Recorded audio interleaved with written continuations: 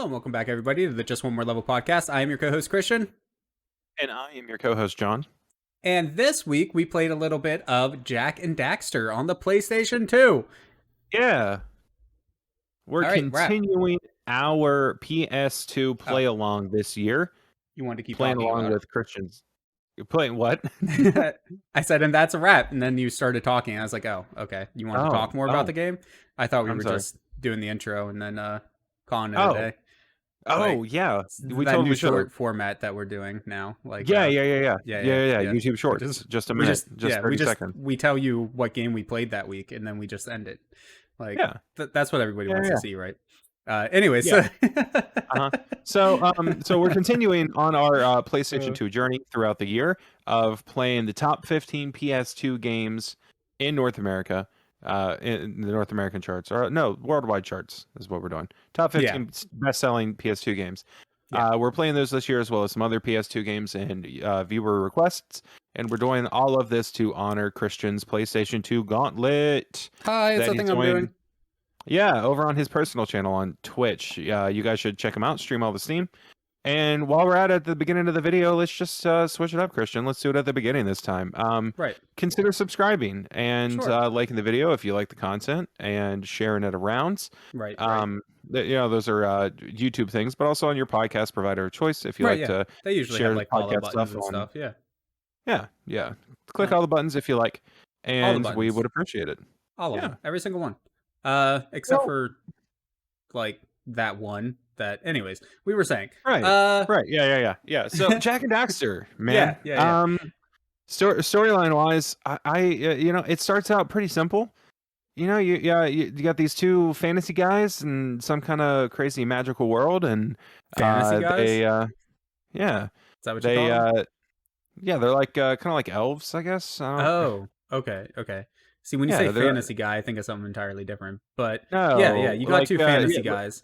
And one of them falls into a pit of black goo, and that black goo turns him into is it a weasel? Is that what he is? Some kind of animal.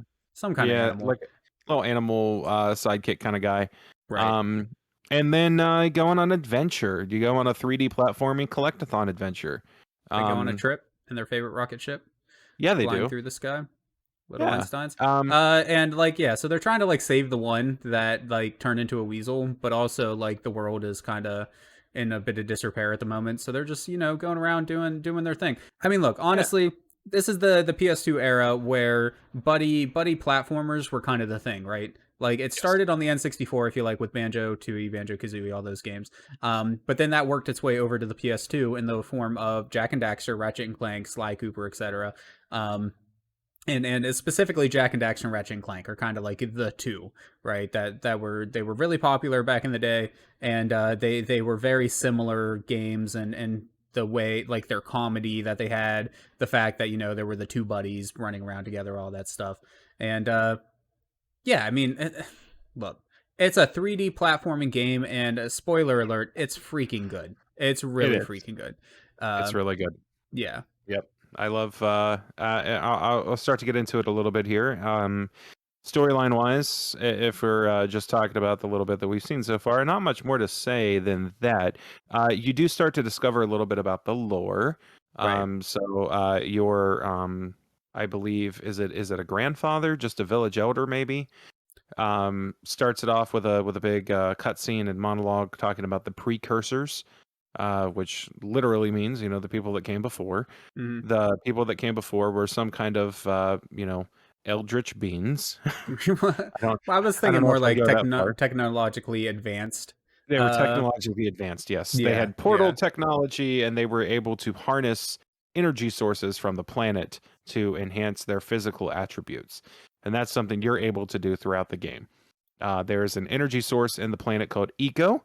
And there are 4 main types of eco that influence your gameplay. There's blue, red, yellow, and green. Green is health. Blue speeds you up, makes you electrical so that you can power certain things. Red gives you extra strength, and yellow does something I forget. I don't know if you remember. Do you remember what yellow eco Doesn't it make does. you like invincible for a moment or something like that? It might, Like, yeah, I yeah. think it's It's something been a like while that. since I played that far. Can I also say, like, I love the blue one because not only does it electrify you and allow you to power like different machines and things in the world, but it Yes. also gives you a larger area where things just kind of get sucked into you, so you don't have to like touch Yeah, the yeah, yeah, collectibles directly. It also like breaks chests that you run yeah. close to, things like that. And Speed I boost. personally really appreciate that, as well as the speed Mhm. boost aspect of it Yeah. as well. Yeah, So, so you learn about these precursors and that they were able to harness this energy, and you also learn that they left a lot of artifacts and relics behind, specifically power cells that power their machinery, precursor orbs, which are the main collectibles that you find in the areas, and various other machinery and technology and architecture and things like that throughout the world, which makes the world very interesting. The world feels sort of like a post-apocalyptic, but in the long term. So not mm, immediately following apocalypse, but very far in the future of apocalypse. This is the society that kind of managed to spring up around what happened, right, and right, the energy is becoming harnessed by some evil people, and it's just becoming less available. So Jack is also on a journey to unlock some of the energy vents and things that have been closed off in the world to bring prosperity back to it, as well as figure out how to reverse what happened to his friend. Which, right. spoiler alert, he never does. Right. He's kind I've never actually of played the last game in the series. I no, didn't even I realize there haven't either. was like a fourth proper game in the series. Yeah, So there's like Daxter on the PSP, yes, that's and the actually then the the second game I think the is combat Daxter. racing. But then there's combat but there's another one too. There's like The Last Frontier or something like that. That was Really? I made know there's after Jack 3. Yeah. There was really. another game. Yeah, that's what I was saying. I didn't know about that either until I knew about recently. Jack 2, Jack 3, Combat Racing, and Daxter. Daxter, yeah. But no, yeah, there's a Uh-huh. whole nother one. There's a whole nother one that Huh. came out Okay. for. It was made for the PS Vita, and I think it also came out for the PS2 though. I think, but Huh. Okay. yeah, Okay. yeah, I was surprised by that when I learned that. I just learned The it the other PS day. Vita But crossed over with the PS2's life cycle? look, I don't know.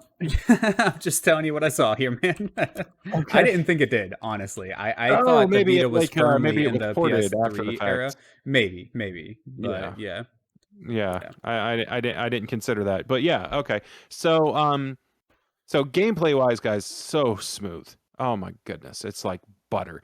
Christian said you said it's even better on the PS3, right? The Yes, so that's remaster? that's my thing. For anybody who Mhm. doesn't know out there, I actually beat this game 100%. Like collected everything, got the platinum trophy Same. and everything, but I played it on the PS3 or PS4, whichever version I had. I'm pretty sure it's the PS3 version. Uh-huh. Regardless, like it the PS3 version, it just amps up the visuals a little bit, as in like it just makes everything a little bit more smooth. You know, it's a higher resolution. You get proper widescreen support, whatever. But gameplay wise, is it's exactly the same. The one real benefit is the frame rate. On the PS2, the frame rate does dip a little bit every once in a while, and that leads to the controls feeling less precise. You know, the animations don't look quite as smooth as maybe they would otherwise. Things like that. So, like, I do actually think the PS3, PS4 version is the better option, the better one to play. But with that said, the PS2 version is amazing still. Like, it works perfectly fine. Just expect a couple frame rate drops every once in a while, and hopefully that doesn't ruin the experience for you. But other than that, I mean, it looks so crisp and clean, even like It on does. stream here. It does. And I will vouch for the game on a CRT on original hardware. You don't really get the frame rate drop. Um, Well, that's a hardware thing, not a yeah. like you will always get frame rate drops even on a CRT. Like I'm not talking about input lag. I'm talking about whenever you're in areas with a lot of Okay. things Okay. happening, Okay. the frame rate is Yeah. just going to drop. I see what you mean now. Yeah. Yeah. So Okay. and Uh-huh. there's not I But mean yeah, like it's a 2000 what 2001 2002 PS2 game, right? yeah, like but it like looks that was gonna fantastic. happen. Like Yeah. yeah, so like there's gonna be some, and it's not so bad that the game becomes unplayable or anything. It just Yeah. it does mess with the controls a little bit here and there. It makes the experience a little less smooth than maybe it could have been otherwise, but it's Yeah. still an excellent experience that I highly recommend.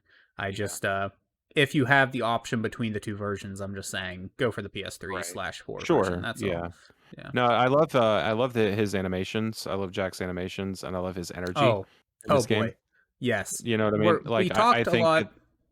Go ahead. Go ahead. I'll let you No, finish first. I was just gonna say, I think that that is one of the biggest contributors to why this game feels so fun, Hmm. right? Like you just feel like you're constantly you're literally constantly moving. Like Jack literally paces and Right. Right. bounces in place when you're idling. He has kind of like an idling animation, and that's something I really appreciate in a game. I always think that's a very nice touch when the character has like an idling animation, or just has like a pronounced jump animation or something like that, you know. Hmm. I think it's really cool.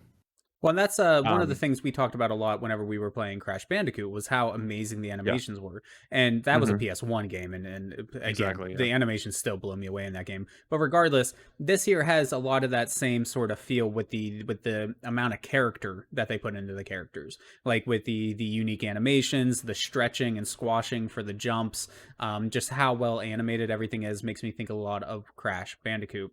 And in a lot Yeah. of ways, I guess this is what I had always wished Crash Bandicoot was, right? Because Hmm.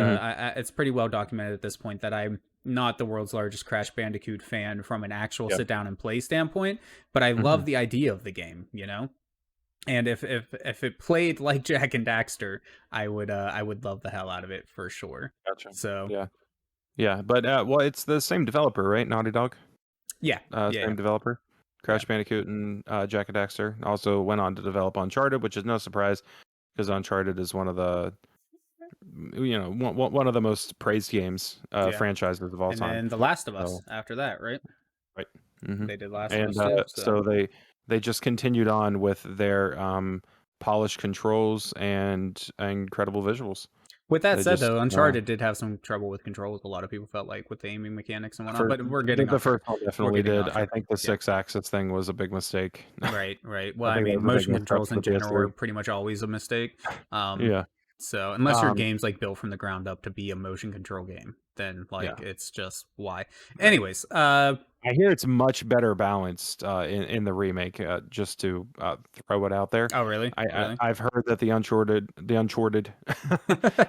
Uncharted trilogy that has been remastered on the PS4, they balance it a lot better because a big Okay. complaint that I had about Uncharted was the firefights.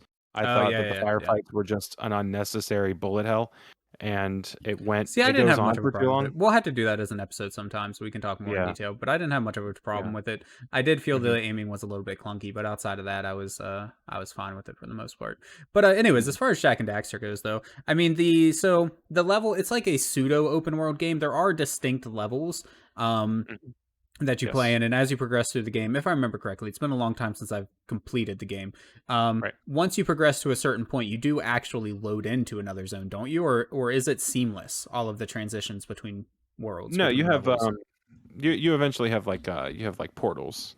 Right, So right. you travel through Okay, the portal okay, to get to a new okay. stage. I thought so, but I Um, couldn't remember for sure. But regardless, the areas that you are yeah, thrown into, though, they're huge. subdivided into levels, but they're huge. Yeah, and there's no Yeah. loading zone between them or anything, which is amazing. I love that sort of thing. It just Mhm. makes the it keeps the experience feeling open and large, but without a lot of the problems that modern day open world, like truly open world games have. Or like Kingdom Hearts 3, which is a game that I bring up all the time, having a problem with the level design where Kingdom Hearts 3 was so hard to find all of the collectibles if you wanted to because the way they laid out their world, each area was so vast and nothing was subdivided in any way. So like it tells you, hey, you need to find this thing or whatever in this world, but you have no idea where to even start. And that's what I love about like this sort of level design. They kept it feeling open and large by not having any loading zones or anything and being able to walk in between each area, but Right. each individual zone is smaller and Mhm. very well put together. It has a nice path, a nice flow through the level, right? And Right. they still made sure to hide little secrets in there and add little areas to where they could tuck things away. So there's still a bit of a challenge in finding everything, but they didn't go too far with it. They didn't go so far that it hindered the experience of playing the game. Right. Yeah. I mean, it's fantastic experience. Like I said, it's one of the only games that I ever 100%ed. I spent a lot of time fawning over this game as a kid. My neighbor had it, so I used to go over there and watch him play. He Right. played a lot of the first one, a lot of the second and third one as well.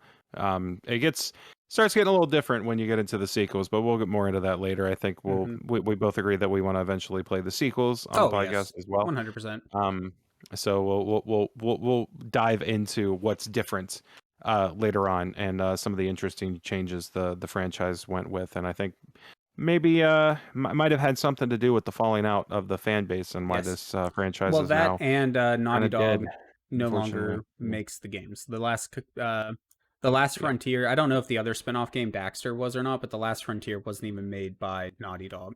Just Gotcha. like Naughty Dog did with Crash Bandicoot, they kind of Hmm. stopped making them and let another developer take over for them because they Right. wanted to do other things, you know. And that's Hmm. perfectly reasonable. I understand that, not want to work on the And it worked same out great. project forever. Yeah, I mean that led to The Last of Us and Uncharted and whatnot, but Right. it did lead to a sharp decline in the quality of the Jack and Daxter game. Uh, Yeah. but anyways, Which we'll is get, like unfortunate, Jonathan said, we'll get to but that maybe eventually. later. Yeah. Maybe later in the future Right. we'll get some more Jack and Daxter. Maybe the people that picked up Crash can There's been pick this rumors, up man, too. about maybe doing that. Uh-huh. And yeah, we'll see. But I Yeah, don't because I know. know. See, I like mean, they the did thing a with great Crash and job with Daxter, Crash. that was a Activision thing, like that it was sold to Activision. I think I'm not positive on this, but I believe that Sony and or Naughty Dog still own the rights to Jack and Daxter. I think. So I don't know if that's gonna happen, but hopefully, fingers crossed. You know. Well, I mean, you had some fun facts. Obviously, we'll both. I would just play. Well, Oh yeah, I would 100%, play 100%. just one more level if I can get the words out. As we've mentioned on stream before, I'm currently Yeah. playing through every PS2 game released in North America, or at least I'm playing some of every PS2 game released in North America on stream.